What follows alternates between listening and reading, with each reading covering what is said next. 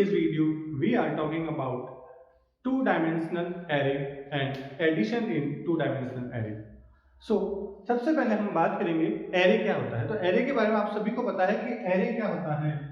Array is a collection of homogeneous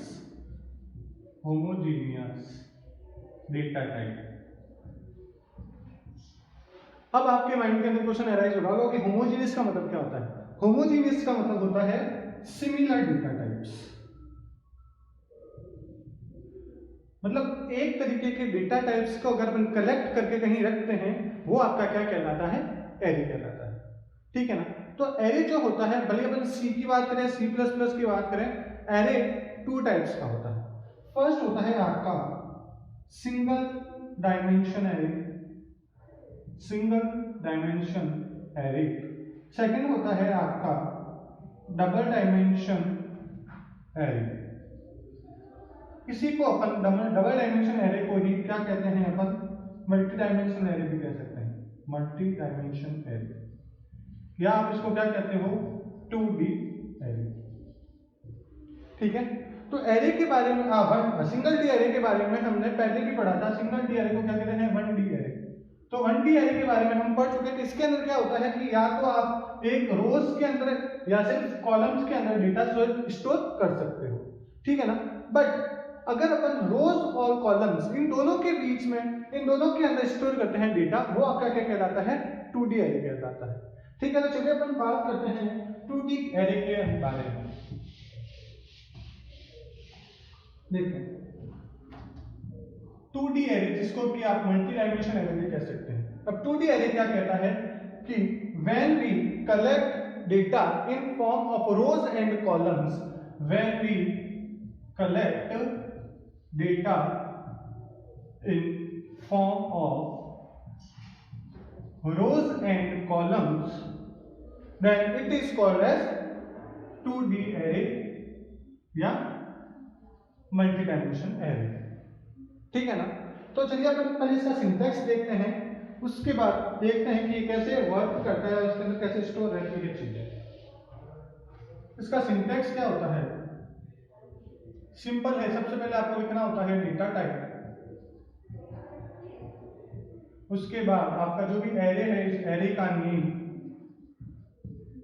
then rows and columns.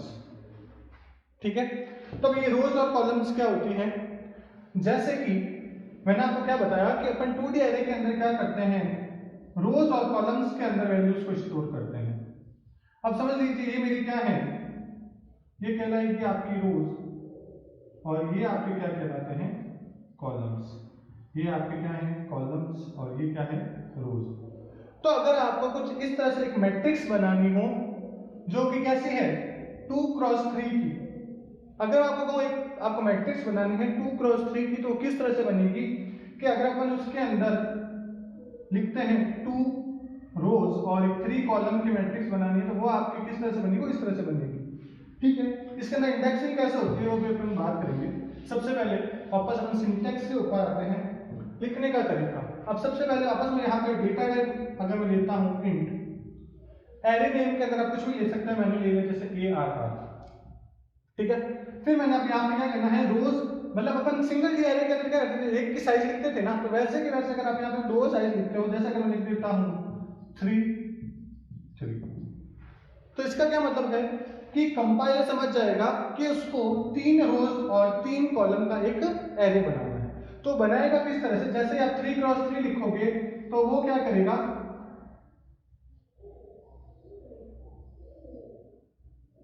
आपके इस तरह से 3 रोज और 3 कॉलम का एक मैट्रिक्स बना देगा. ठीक है. टोटल इसके अंदर अपन कितने इंसर्ट कर सकते हैं वैल्यूज, टोटल कितने कर सकते हैं, 9. इसका मतलब आपके इन दोनों का जो मल्टीपल होगा, रोज मल्टीप्लाई बाय कॉलम्स जो होगा, वो आपके क्या आएंगे, टोटल एलिमेंट्स आएंगे. ठीक है ना. इसका मतलब अगर यहाँ पे 3x3 है, इसका मतलब इसके अंदर टोटल एलिमेंट्स कितने आ सकते हैं, 9 एलिमेंट्स आ सकते हैं. आई बात समझ में. चलिए आगे बात करते हैं इसके इंडेक्सिंग की। तो हमें पता है कि इंडेक्सिंग हमेशा कहां से स्टार्ट होती थी, 0 से स्टार्ट होती है। ठीक है, तो आपका जो फर्स्ट जो आपकी ब्लॉक है, ये जो आपका फर्स्ट ब्लॉक है, इसकी जो आपकी इंडेक्स वैल्यू क्या होगी, सबसे पहले देखते हैं। ये हमारा होगा 0th रो, ये फर्स्ट और ये सेकंड रो। ठीक है, ऐसे के ऐसे ये होगा आपका 0 कॉलम, ये होगा फर्स्ट कॉलम, ये होगा आपका सेकंड कॉलम। ठीक है ना, इस तरह से आपके सबसे पहले मैंने इंडेक्सिंग कर दी। अब आपसे पूछे कि मेरे को ये वाला जो ब्लॉक है, ये जो सेंटर में मेरे पास जो ब्लॉक है, इसका इंडेक्स वैल्यू क्या है, तो अपन वो कैसे निकालेंगे। अपन ने देख लिया हाँ इधर 0 आता है, 0 1 हो जाएगा, इधर 0 1 हो जाएगा।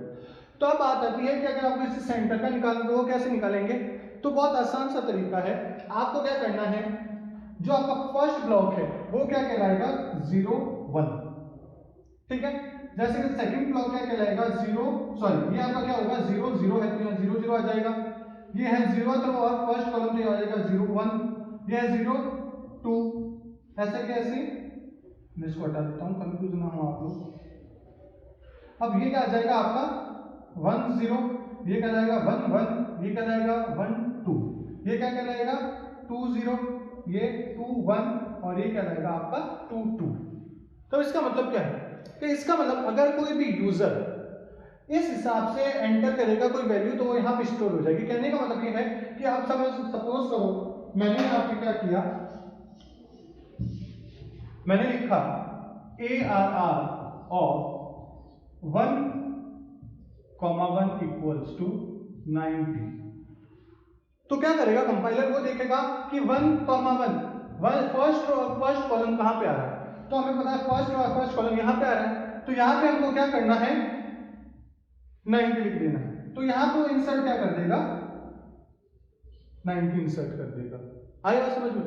ऐसे कैसे, अगर मैं लिखता हूं एरे ऑफ 0, 2 इक्वल्स टू 49, तो अब हमारे यहाँ पे 0, 2 चेक करेंगे कहाँ है, 0 0 0 1 0 2 0 2 यहाँ पे है, तो यहाँ पे आपके क्या इंसर्ट हो जाएगा 49। आई बात समझ में। इस तरह से आपके जो वैल्यूज होती है वो आपके 2D एरे के अंदर इस तरह से इंसर्ट करी जाती है। आई होप आपको यहाँ तक समझ में आ गया होगा। चलिए अपन आगे बात करते हैं। अब आपको जो एरे होता है, हमने देखे थे कि 1D एरे को इनिशियलाइज करने के अलग अलग तरीके थे, वैसे वैसे इसके अंदर भी अलग अलग तरीके हैं। अब सपोज मैं यहाँ पे एक 2 क्रॉस 2 की मैट्रिक्स लेता हूं, इसका मतलब क्या है, मेरे इसमें रोज कितनी है 2 है, कॉलम्स भी कितने हैं 2 हैं। ओके, तो इसका मतलब जो मेरी मैट्रिक्स बनेगी वो कितनी बनेगी, मैंने आपको क्या फॉर्मूला बताया था, रोज मल्टीप्लाई बाई कॉलम्स जो होंगे आपके क्या होंगे, टोटल एलिमेंट्स के बराबर होंगे। तो इसके अंदर टोटल कितने एलिमेंट्स होंगे हमारे, 4 होंगे। ये देखिए ये आपके 0 और 1, एक रोज बन गई ये वाली, और ये 0 और 1 ये कॉलम्स बन गए आपके। ठीक है ना।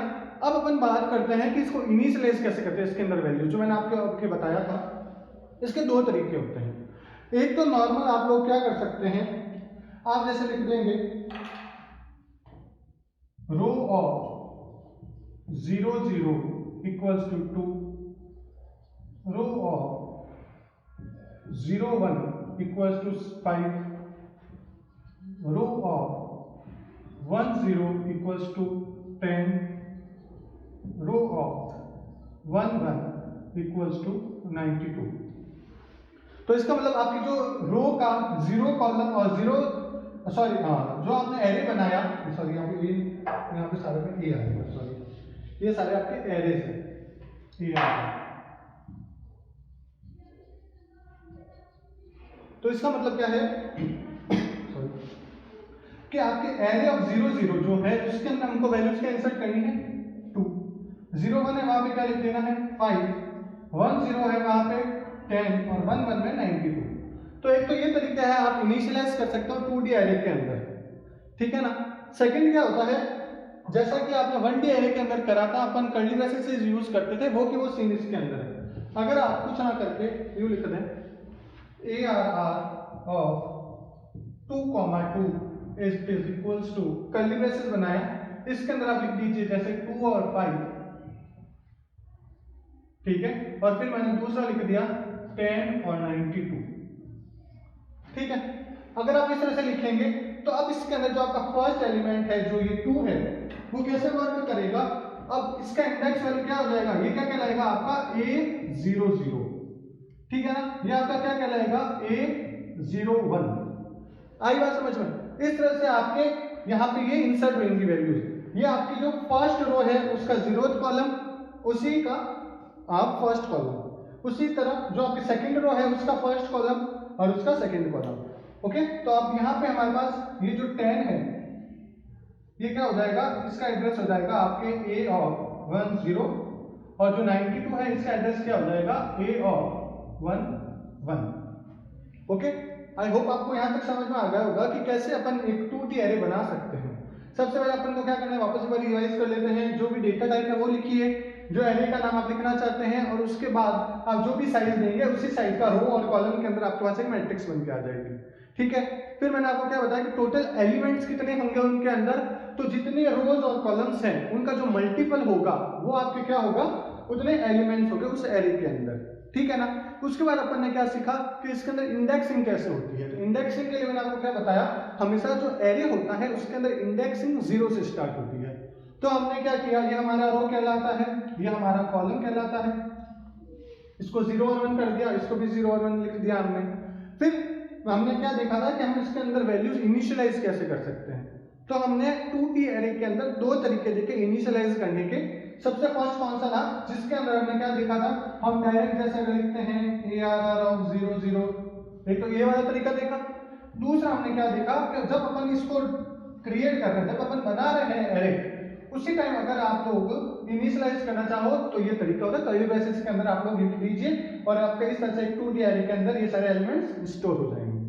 ओके, आई होप आपको यहाँ तक समझ में आ गया होगा 2D एरे क्या होता है। नेक्स्ट वीडियो के अंदर हम बात करेंगे कि कैसे हम लोग 2D एरे के अंदर मल्टीप्लिकेशन कर सकते हैं। Okay, thank you, have a nice day.